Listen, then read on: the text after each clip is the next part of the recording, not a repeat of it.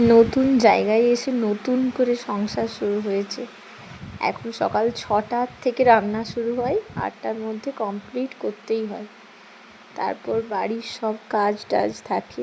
একা হাতে বাচ্চা নিয়ে যে সংসার সামলানো কতটা কঠিন, সেটা শুধু একমাত্র যারা একা বাচ্চা মানুষ করে তারাই জানে।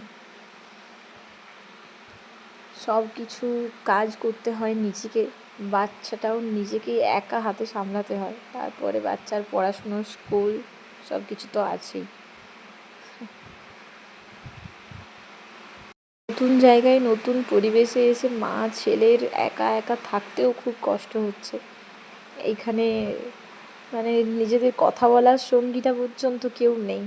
আমরা মা বেটু দুজনেই দুজনের সঙ্গী। এই বিকেলে একটু এই গির্জাতে গিয়ে বেরু করে আসি, তারপর রাত্রে খাওয়া দাওয়া করে ঘুমো। ব্যাস, আবার সকাল থেকে দৌড়ানো শুরু।